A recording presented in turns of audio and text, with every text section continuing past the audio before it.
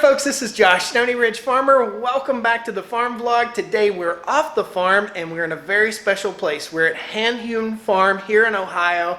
These guys, this is Andy and Doug and Mrs. Stoney Ridge, and these guys do specialty meats up here in Ohio. So we'll tell you all about these guys, and today we're gonna get into the first ham that we cured on the farm from 22 months ago. So come along as we slice into this. Hopefully we're gonna make a prosciutto out of this. We're gonna eat it right off the bone. It's gonna be absolutely fun, absolutely delicious, and we'll take you guys around and show you a little bit of what's going on in this place. Look up here. So we're gonna show you some different cuts of meat and all sorts of fun butcher type stuff. So come along, let's have a little bit of fun. Woo!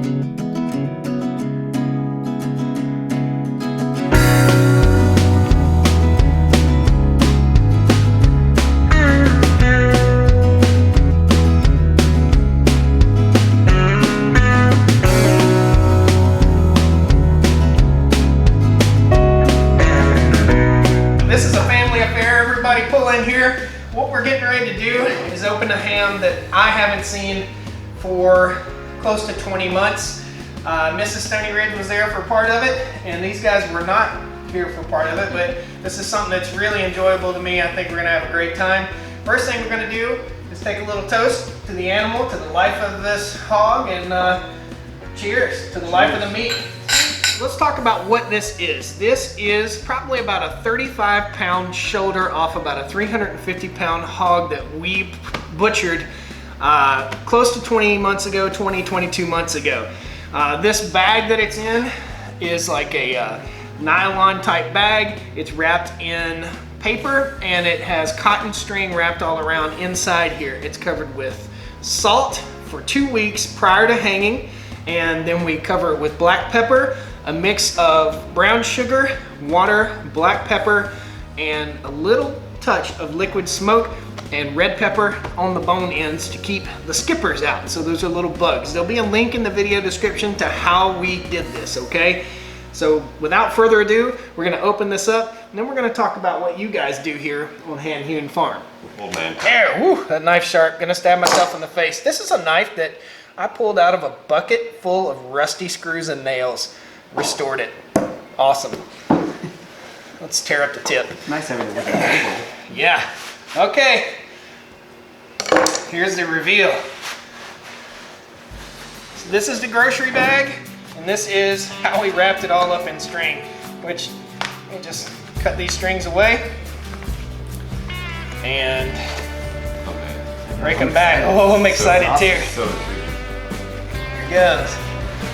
Got that good mold on there. Yes. Now what's that mold called, fellas?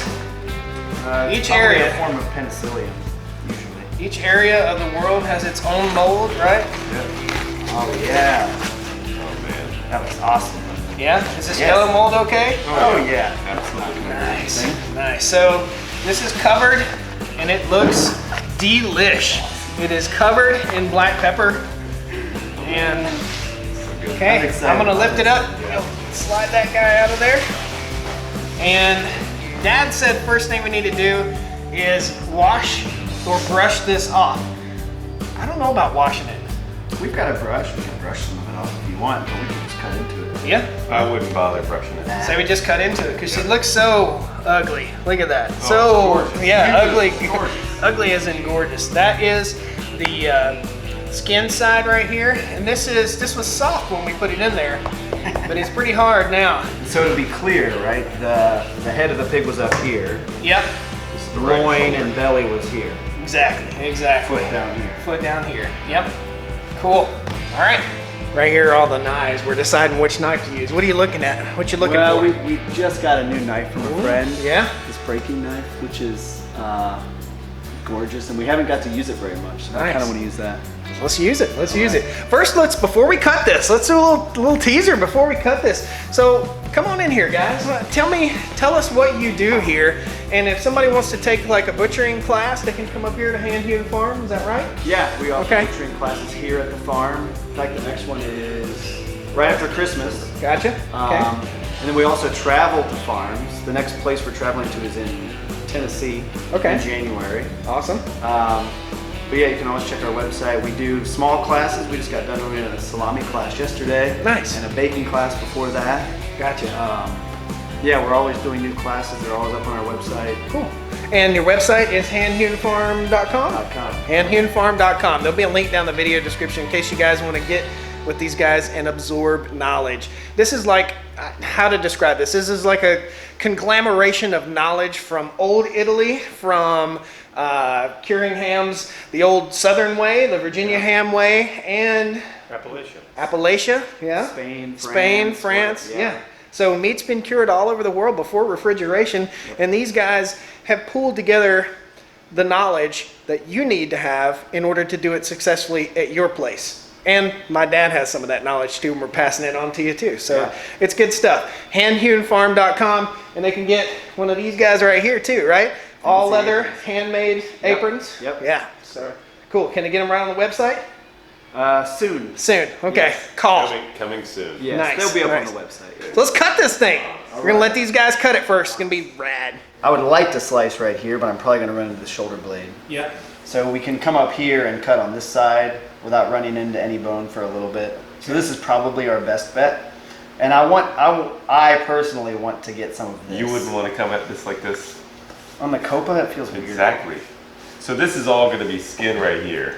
Yeah. And the thickest back fat on the animal is going to be right here, the clear plate of back fat, which is where lardo is from, or taken from.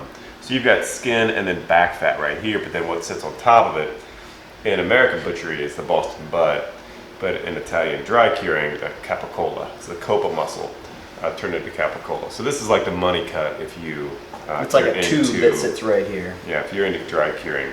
We can actually get one out of one that we did. You can actually see the shape is really similar. The awkwardness, Andy and I have never trimmed a dry cured shoulder of this size. Especially if it has the copa on it. Skin on, bone in. The awkwardness is you can't cut from here because this is where the hock was located. And if you were to cut from here, like Andy suggested, it's not a bad idea, but this is where the stick was, which They probably cleaned it up. they before probably this. cleaned it, but this usually requires quite a bit of cleaning, and also it's a bunch of different muscle groups, fascia, because that's where the neck was, skin and fat. So, and back here is the scapula, Yeah, the shoulder blade. So you can come at it like this way and come down, or across, but one way or the other you're going to have the humerus and the scapula. Any way you do it, you're going to run into a bone eventually. So you kind of have to, if you know where the bones are, you can kind of formulate a plan. I mean, if this were mine, Yeah, do you have a personally- preference, Josh? Listen to this conversation with a ham. Well, That's awesome. This is, I mean, this is what they do, man. They're just so passionate about it. Like, where do we cut it? What, what's the best way to eat an Oreo? That's kind of what we're dealing with here. this So is an Oreo that took 2 years of Yeah, making. it Like, is, this it is. demands respect. so much work.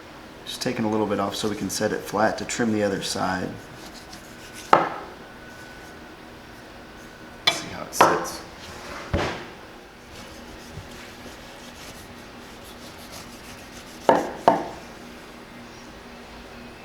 Look at this.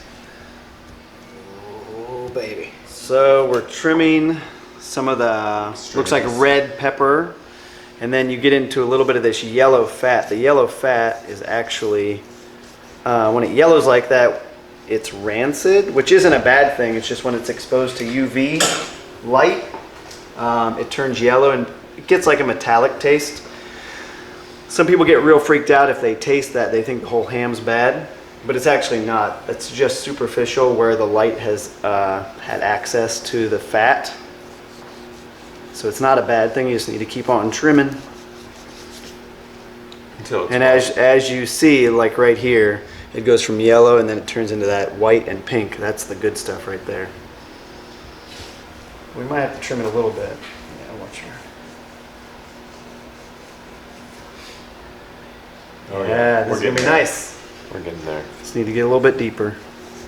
And that can all be mitigated by just laying a towel or a rag over it. Some people will rub it down with oil, olive oil, etc., sunflower oil. But that does impart a flavor. If you cover it with a rag, at this stage, it will no longer continue to get rancid in the sunlight. So I just cut off a little piece of the skin just to make trimming a little bit easier as we go down through.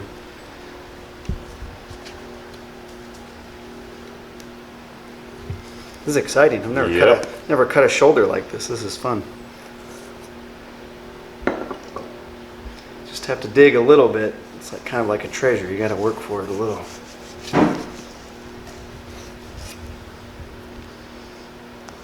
Getting there. We're going to be able to start eating some of this here in just a moment. You really don't want any of that yellow fat in your first bite because it kind of ruins the experience. So we're trying to get through some of that. We're getting real close.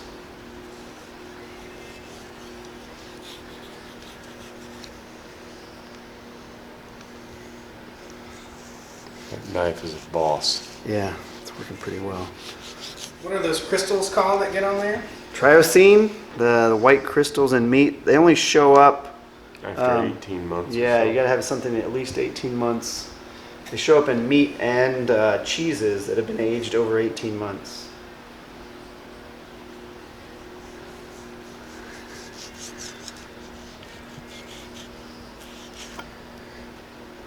Getting there. Because the face of this meat wasn't completely flat, because it had some undulations in it, we have to dig down a little bit deeper, but once we get there, it's going to be nice. This is usually like when people talk about jowl bacon, since the head was right here, this is a continuation of that same muscle that's in jowl bacon. Try that. Okay. Meat like this is good in tiny amounts. You lay it on your tongue.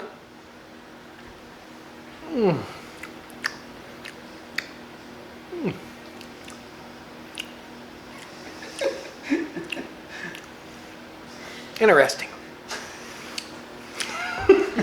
How is it? It's not salty. Well, 2 weeks for a chunk of meat, Two weeks it's like is very right minimal. on. Yeah. 2 weeks Yeah. is very minimal. Yeah. It will not be salt pork. Yeah. When you said 2 weeks, Andy and I both thought the same thing. Oh man, you might have nailed it. If you pay attention, the only place you really get the salt is when your tongue gets to that meat. So what's your plan for this thing? Well, To do it like this? try to do it like this, Okay. or ham slices up, but it seems like a waste. You know, now that I've seen what meat does, what you guys can do with a piece of pork, it seems like a total waste to slice a country ham and eat ham slices, because this is a delicacy that nobody can get. I mean, Right. there is no ham on the planet that tastes like that. No. It's true. Period. Nowhere, anywhere. It's good. That's silly. It is. It's good. And you'll get more meat as you go. Like once you get down, I don't know, another inch or two, you're going to get into a lot more meat, especially down here. Yeah, good. you're still The the meat's tail good. of the jowl. Deliciously Oh, good. yeah. The first slice I got was mainly fat off the top. That's that slice of meat. So you want to get down into it, man? Get on down and dig in. So guys, when you live in the South, it is impolite to go to someone's house empty-handed. So whenever you visit somebody's house in the South, bring something unique, something different that they can't get anywhere else. Whether it's a special coffee cup, or whether it's a ham, or whether a shoulder, or, you know, anything, a chicken, whatever, bring it. I always bring a chicken to my dad's house when I go visit. That, or maybe some Bush Light. A live chicken? Yeah, no, not a live chicken. A chicken that once was living. Got it. It's good. It's not over salted. Fat's silky. I like it. Yeah, Really? I think the best is yet to come. Well, even the last bite, the one that's in my mouth, It's better. is better than the first. That has something to do with the proximity to the rancidity, but more to do with the fat-meat ratio. The right fat-meat ratio is where it's at. What do you think, Mrs. Stoney Ridge? I think once you savor the flavor, it's delicious. I can't wait to keep on getting into it. If you were able to continue this slicing strategy that Andy has begun, you would go cross-section through the copa, through the capricola. Which we're getting to slowly right over here at the end. Let me go get one for visual reference. Yeah. Doug's getting a copa muscle, which is off the top shoulder of a pig. And we butchered a couple really large pigs this winter. Probably a little bit bigger than this guy was, or this girl was. But it's like a tube of muscle that the pig has on its neck. So pigs root everywhere. That muscle does most of that work along with its snout. So that muscle is really highly marbled. It gets used a lot. So it's full of flavor. The Italians are like masters at curing it, and they call it capicola. Doug's opening one right now that you'll be able to see the cross section of. So as you get down through this, it will look similar to the meat and fat that's in a capicola. And you'll see it's got big seams of fat along with meat on the inside. So this is the cross section. It used to be together like this. But what you will have when you slice down through this shoulder this way is the copa muscle will be sitting like this. So you'll technically like that. It'll be slicing down through that all the way through, which is a good thing. We're gonna slice into this a little bit more, guys, and then we're gonna take you around the shop here and show you what's up. The drone footage in the beginning and in the end of this video will be the actual footage of the farm. You guys have pastured egg layers, right? Yep. And you do pastured meat birds In the summer, in the summer. And you've got some hogs over in the oak forest. Oak and hickory. Oak and hickory forest over on the other side. So we'll be back here in the summertime at some point too and take you guys for a good full farm tour. We sliced off a big fat slice and we're trying it like we would traditionally eat country ham.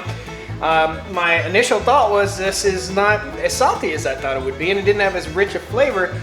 But as we slice further and further down into the meat, and we'll show you the shoulder here again, as we slice further and further down, we got more and more flavor, and we sliced off a big wedge and we cooked it.